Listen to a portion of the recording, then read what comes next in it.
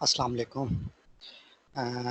Dear students, पिछले lecture में हम लोगों ने जो है वो measurement of high alternating voltages के बारे में देख रहे थे और उसके जो है वो हम लोगों ने 6 मुख्तलिफ मेथड्स को जो है वो स्टडी किया। तो आज जो है वो हम लोग जो है वो अपने नेक्स्ट सेक्शन की तरफ, नेक्स्ट स्टेप की तरफ बढ़ेंगे, जिसमें हम लोगों ने स्टडी करना है about the measurement of high direct voltages के बारे में। तो आप लोगों ने इलेक्ट्रोस्टैटिक वोल्ट मीटर के बारे में जो है वो स्टडी किया था कि वो किस तरीके से जो है वो मेजर कर रहा होता है। सेम इलेक्ट्रोस्टैटिक वोल्ट मीटर को हम लोग यूज़ करते हैं for the measurement of high direct voltages के लिए। तो यहाँ पे वो ये कहता है कि हम लोग पहले देख चुके हैं the working principle of electrostatic volt meter. This type of instrument can also be use for direct voltages. The indication will be proportional to the square of the voltage in case of constant DC voltage। तो वहाँ पे भी ये था कि हमारे पास जो electrostatic volt meter था वो बेसिकली करता क्या था कि दो इलेक्ट्रोड्स होती थी और उसके दरमियान हम लोग पोटेंशियल अप्लाई करते थे, तो फील्ड इंड्यूस होता था और कूलम्स लॉ के फिनोमेना के तहत एक इलेक्ट्रोड जो है वो दूसरी की तरफ मूव करता था। तो माइनर सी मूवमेंट जो है उसको हम लोग जो है with the help of the mirror and lamp measure कर लेते थे। तो हम लोगों को पता चल जाता था कि how much is the voltage is coming. तो सेम इंडिकेशन जो है वो यहाँ पे भी वही बता रहा है कि the indication will be proportional to the square of the voltage in case of constant DC voltage. वहाँ पे हम अल्टरनेटिंग वोल्टेजेस अप्लाई कर रहे थे, यहाँ पे हम लोगों ने जो है वो कांस्टेंट डीसी अप्लाई किया, तो प्रोपोर्शनल चेंज जो है वो नज़र आ रही है। An electrostatic voltmeter does in fact represent the best way of measuring high DC voltages directly. It provides a loss-free measurement and is useful when no current is desirable to be drawn from the voltage source. तो ये उसने जो है वो further advantage बताया है। A high direct voltages space charge will occur when electrode of small radii of curvature are used and the system is not completely screened. The space charge will affect the electric field and may result in considerable error। तो limitation क्या है DC measurement करने की इस method के through, वो उसने जो है वो बता दिया है कि अगर जो है वो स्पेस चार्ज जो है वो प्रॉपरली स्क्रीन ना हो सिस्टम, तो स्पेस चार्ज के इलेक्ट्रिक फील्ड के ऊपर जो है वो इफेक्ट आता है और फिर अल्टीमेटली जो है वो एरर जो है वो इंड्यूस हो जाता है। तो नेक्स्ट टॉपिक जो है वो बड़ा इंपॉर्टेंट टॉपिक है। It is related to the generating voltmeter. तो अब ये वाला मेथड जो है वो किस तरीके से डायरेक्ट वोल्टेजेस को मेजर कर रहा है, उसके शुरू में जो है वो मैथमेटिकल डिस्क्रिप्शन है और फिर इंस्ट्रूमेंट के हवाले से जो है वो बात है। A generating voltmeter, also known as rotary voltmeter, measures high direct voltages without loading the voltage source and without having any direct connections to source। तो यहाँ पे उसने जो है वो बेसिक आइडियोलॉजी बता दी है कि क्या है कि इसको हम लोग रोटरी वोल्ट मीटर, यानी कि ऐसा वोल्ट मीटर कहते हैं जो कि with the help of rotation जो है वो हाई डायरेक्ट वोल्टेज को जो है वो मेजर कर रहा है। और किस तरीके से मेजर कर रहा है, without loading the voltage source and without having any direct connection to source. तो यानी कि हमारे पास डायरेक्ट कनेक्शन नहीं होता सोर्स का, या सोर्स के अगेंस्ट हम लोग जो है वो डायरेक्ट कोई मेजरिंग इंस्ट्रूमेंट नहीं लगा रहे, इनडायरेक्ट वे के अंदर जो है वो हम लोग मेजरमेंट कर रहे हैं। अब वो किस तरह कर रहे हैं, this is a variable capacitor electrostatic voltage generator. अब ये बेसिकली क्या है, variable capacitor electrostatic voltage generator है which generates current proportional to the voltage to be measured. यानी कि इनडायरेक्ट मेजरमेंट कैसे हो गई कि हम लोग करंट मेजर करेंगे और वो हमें जो है वो वैल्यू दे रहा होगा कि how much is the voltage coming at that particular point. No power और energy is drawn from the source during measurement. अब ये जो बात उसने की है, अब इसको समझने के लिए जो है वो बहुत ज़रूरी है कि हमें कुछ मैथमेटिकल डिस्क्रिप्शन हो ताकि हमें ये जो ऊपर की 4 लाइनें हैं ये समझ में आ जाए। अब ये वो किस तरीके से इनडायरेक्ट मेजरमेंट कर रहा है, किस तरीके से ये वेरिएबल कैपेसिटर जो है वो एक्ट कर रहा है, तो अब उसके बारे में हम देखते हैं। वो ये कहता है कि if a voltage V of t is applied across a capacitor C of t which is time varying, current I of t flowing through the capacitor is given by the following relation. तो हम लोगों ने जो है वो alternating voltage apply किया है, किसके अक्रॉस अप्लाई किया? टाइम वेरिंग कैपेसिटर के अक्रॉस अप्लाई किया। अब ये जहन में रहे कि अब हम लोगों ने ऐसा इंस्ट्रूमेंट बनाना है जिसके अंदर कैपेसिटर जो है वो with the variation of the time अपने अंदर कैपेसिटेंस को स्टोर करे। ठीक है, जब वो कैपेसिटेंस को स्टोर करेगा तो फिर डेफिनेटली हमारे पास क्या चीज़ होगा? The current I of T flowing through the capacitor, तो वो उसने बता दिया। तो इस इक्वेशन के अंदर सिंपल उसने करंट का फार्मूला लिया है। करंट का फार्मूला क्या होता है? Rate of flow of charge को कहते हैं। तो यहाँ पे Q is equal to C V होता है कैपेसिटर्स के केस के अंदर। अब हमारे पास V जो है वो भी टाइम वेरिंग है और कैपेसिटेंस जो है वो भी टाइम वेरिंग है। हमने इसका जो है वो डेरिवेटिव लिया है विद रिस्पेक्ट टू टाइम। तो डेरिवेटिव का फार्मूला जो हम लोगों ने अप्लाई किया है, तो उसके बाद हमारी इक्वेशन जो है वो इस फॉर्म के अंदर जो है वो आ जाती है। अब चूंकि हम लोग जो है वो डीसी को मेजर करने जा रहे हैं, तो हमारे पास V ऑफ t की वैल्यू जो है वो कांस्टेंट है। जब V ऑफ t की वैल्यू कांस्टेंट है तो हमें पता है कि डेरिवेटिव ऑफ कांस्टेंट जो है वो हमारे पास 0 के बराबर होता है। तो ये पूरी की पूरी टर्म जो है वो नलीफाई हो जाएगी और हमारे पास जो चीज़ बाकी बचेगी वो ये बचेगी कि I of t which is equal to V of t D C of C T by D T. अब V ऑफ t चूँकि कांस्टेंट है तो इसको हमने कैपिटल V से रिप्रेजेंट कर दिया। तो ये वाली जो ऊपर वाली इक्वेशन है ये मॉडिफाई होकर 7.11 के अंदर जो है वो चेंज हो जाएगी। अब ये इक्वेशन क्या बता रही है? Gives a quantitative description of the principle involve in the operation of a generating voltmeter. If a time variant capacitance system can be developed between the high voltage electrode and earth electrode, then the current flowing to earth will be the measure of the voltage. यानी कि इस equation की base के ऊपर जो है हम लोगों को जो है वो पता चला कि अगर हम लोग जो हैं वो एक time varying capacitance system develop कर लें between the high voltage electrode and earth electrode के दरमियान, तो जो करंट अर्थ में फ्लो हो रहा होगा वही हमारे पास जो है वो वोल्टेज है। अब इस चीज़ को जहन में रखते हुए आगे चलते हैं। If a time variant capacitance system give capacitances between the limit C naught and C naught plus Cm sinusoidally, तो अब ये टाइम वेरिएंट कैपेसिटेंस का फार्मूला क्या है कि ये हमारे पास जो है वो कांस्टेंट या बेस वैल्यू है और ये हमारे पास जो है वो एक साइनोसाइडल वेव फॉर्म जो है वो रिप्रेजेंट कर रहा है। अब हमें C ऑफ t को पुट कर देंगे इक्वेशन 7.1 के अंदर, 7.11 के अंदर। तो जब हमने इसको इक्वेशन 7.11 के अंदर पुट किया तो d C ऑफ t की जगह C not plus Cm sine omega t है। तो C नॉट कांस्टेंट टर्म है तो ये हमारे पास ख़त्म हो जाएगी। Cm साइन ओमेगा t इसका जो हम डेरिवेटिव लेंगे तो ये इक्वेशन 7.11 जो है वो मॉडिफाई होके हमारे पास इस फॉर्म के अंदर जो है वो आ जाएगी।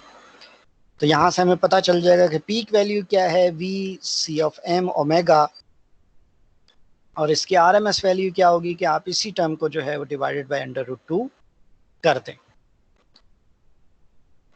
आगे कहता है कि on the other hand if the capacitance varies linearly with time and reaches its peak value in time tau c by 2, यानी कि half duration of the time के अंदर अगर ये पीक वैल्यू पे पहुंच जाता है और लीनियर चार्ज हो रहा है कैपेसिटर, तो डेफिनेटली अगले टा सी बाई 2 के अंदर जो है वो जीरो पोजीशन पे आ जाएगा।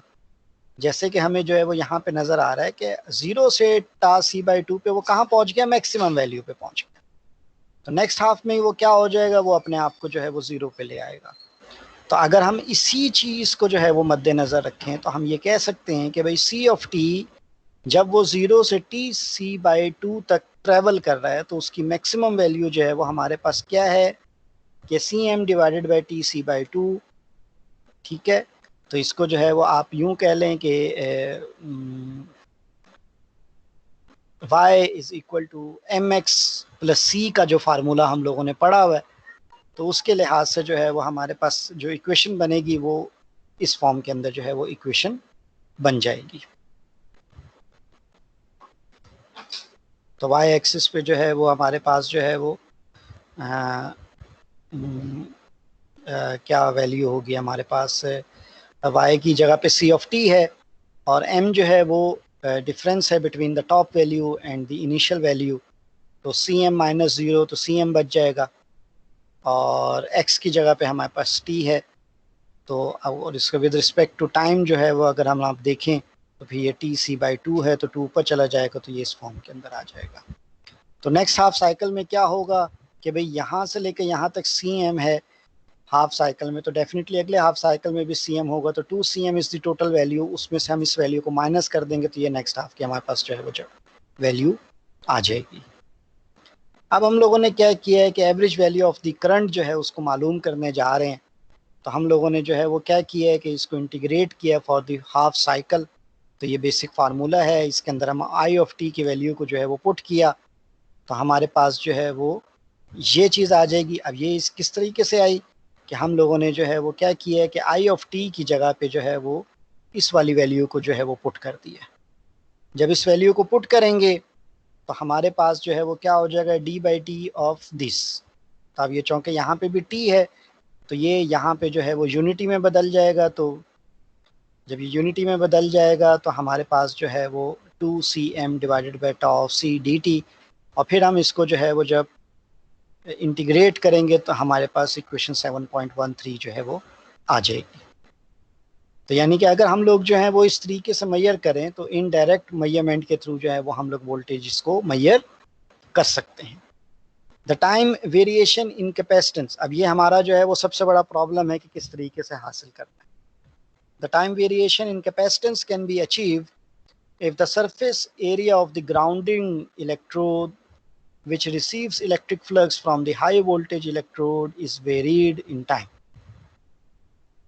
यहाँ पे उसने प्रिंसिपल बता दिया कि टाइम वेरिएशन इन कैपेसिटेंस हम किस तरह हासिल कर सकते हैं कि अगर हमारे पास जो ग्राउंडेड इलेक्ट्रोड है वो हाई वोल्टेज इलेक्ट्रोड से इलेक्ट्रिक फ्लक्स को रिसीव करे और वेरिएशन इन टाइम के साथ जो है वो भी वेरी कर रहा हो। This is explained by the schematic diagram of the generating voltmeter shown in figure 7.14। तो ये एक schematic diagram है। तो इसके अंदर जो है वो ये कहता है the high voltage source is connected to the disk electrode H। तो हम लोग हाई वोल्टेज इलेक्ट्रोड को जो है वो इस जगह पे जो है वो कनेक्ट करेंगे। The three electrodes L1, L2 and L3 are earth. तो ये आपको फिगर में भी नजर आ रहा है कि इनको जो है वो हम लोगों ने अर्थ कर दिया and kept on the axis of H, और सेम एक्सिस के ऊपर हैं जिस एक्सिस के ऊपर जो है वो हमारे पास हाई वोल्टेज इलेक्ट्रोड है। The electrodes L1 has veins. तो इसका मतलब ये हुआ कि इसके अंदर जो है वो कुछ पोर्शन जो है वो कवर्ड है और कुछ पोर्शन जो है वो अनकवर्ड है। And is rotated at a constant speed bye a synchronous motor. अब ये जो L1 डिस्क है ये कंटिन्यूसली जो है वो मूव कर रही है, और उसको मूव कौन सी चीज करा रही है, सिंक्रोनस मोटर करा रही है। The rotor veins of L1 periodically cover and uncover the portion of the static sensing electrode L3। हो क्या रहा है कि ये L1 जो है ये मूव कर रहा है ऑन द इलेक्ट्रोड L3 जो कि स्टैटिक इन पोजिशन है।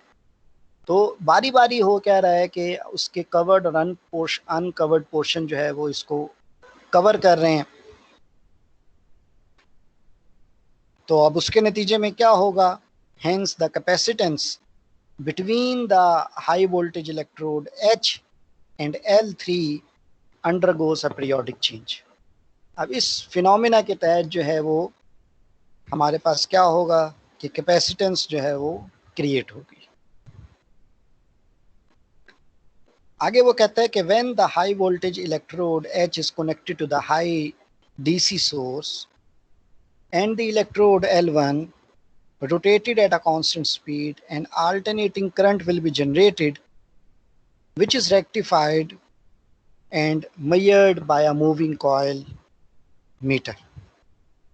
The meter reading gives an indication of high voltage to be measured.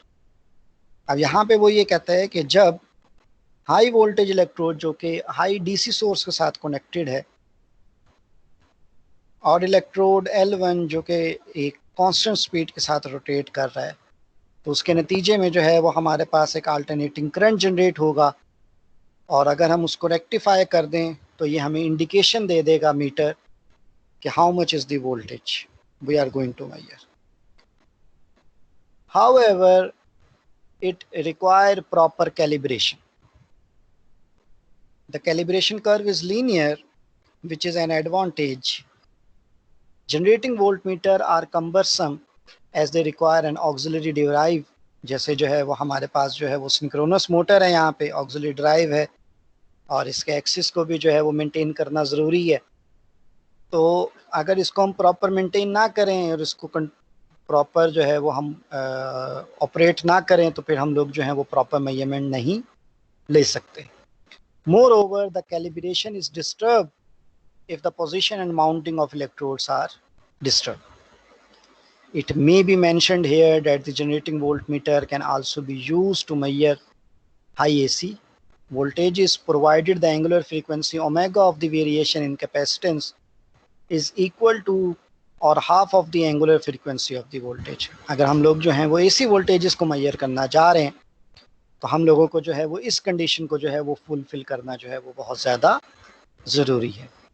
For example, if v of t is equal to vm sin omega t plus theta and c of t is equal to c naught plus cm sin omega t, तो हमारे पास ये वाली equation तो हम लोगों हमारे पास पहले थी.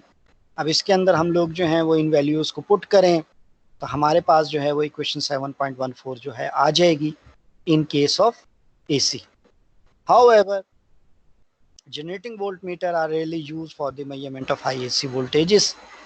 चूँकि अब इसके लिए जो है वो हमें बहुत ज़्यादा केयर की ज़रूरत है, तो इसलिए जो है वो हमारे लिए जो है मुश्किल है हाई AC वोल्टेजेस को मेजर करना और बहुत कम ही यूज़ किया जा रहा है.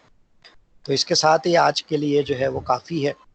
अगर आपको इस लेक्चर के हवाले से कोई प्रॉब्लम हो, कन्फ्यूजन हो, तो आप लोग जो हैं वो मुझसे डिस्कस कर सकते हैं. अपना ख्याल रखिएगा. Thank you very much and अल्लाह हाफिज़.